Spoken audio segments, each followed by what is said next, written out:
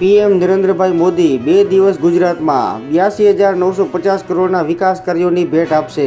યુપીએસસીની પ્રિલિમ્સનું paper ગત વર્ષની સરખામણીએ અઘરું રહ્યું। પરીક્ષાર્થીઓ, ભારત જાપાનને પછાડી વિશ્વની ચોથી સૌથી મોટી ઇકોનોમી।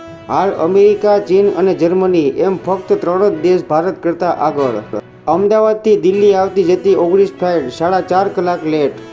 એનડીએની બેઠકમાં સશસ્ત્ર દળો, પીએમ મોદીની પ્રશંસા। પાર્ટી નેતાઓ નિવેદનબાજીથી બચે, નરેન્દ્રભાઈ મોદી। ગુજરાતમાં રેલવેના વિદ્યુતીકરણનું 100% કામ પૂર્ણ। દેશની પહેલી બુલેટ ટ્રેન 2028માં સાબરમતીથી વાપી વચ્ચે બુલેટ ટ્રેન દોડશે।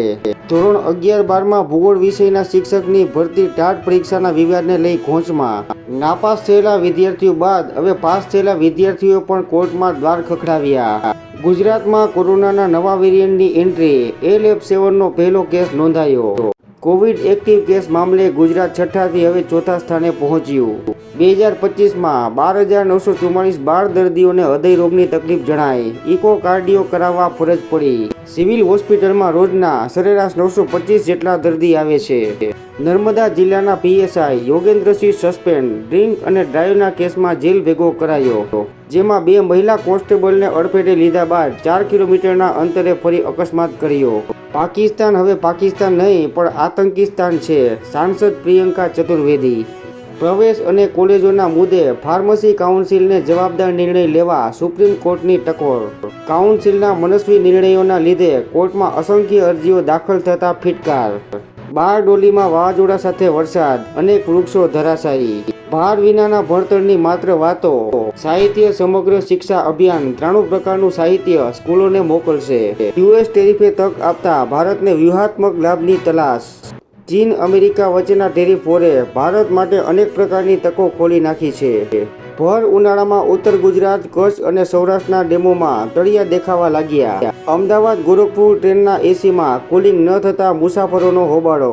સ્લીપર ક્લાસ કરતાં 3 ગણું ભાડું ચૂકવવા છતાં હાલાકી। મધ્યપ્રદેશના ખંડવામાં આદિવાસી મહિલા સાથે સામૂહિક દુષ્કર્મ બાદ હત્યા।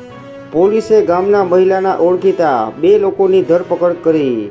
યુનુસ અમેરિકાના ઇશારે દેશ વેચી રહ્યા છે, શેખ હસીના। કોવિડ-19ના વધતા કેસોને ધ્યાને રાખી સરકારે સતર્કતા વધારી। પ્રગતિ માટે આધુનિકતા જરૂરી પણ સમાજનું પશ્ચિમીકરણ ન થાય, ગડકરી। લાલુ પ્રસાદ યાદવે પુત્ર તેજ પ્રતાપની આરજેડીમાંથી 6 વર્ષ માટે હકાલપટ્ટી કરી। ભારતીયોને નિશાન બનાવશો તો ભારે કિંમત ચૂકવવી પડશે, શશી થરૂર। શશી થરૂરે સ્પષ્ટ કર્યું કે અમે એકદમ સ્પષ્ટ છીએ કે અમે પાકિસ્તાન સાથે યુદ્ધમાં રસ નથી ધરાવતા। કુવૈત સરકારે રાતોરાત હજારોનું નાગરિકત્વ છીનવી લીધું, મહિલાઓ પણ ભોગ બની। કુવૈતના લોકો સાથે લોહીનો સંબંધ ધરાવનારાઓને જ દેશના નાગરિક માનવામાં આવશે, કુવૈતના અમીર।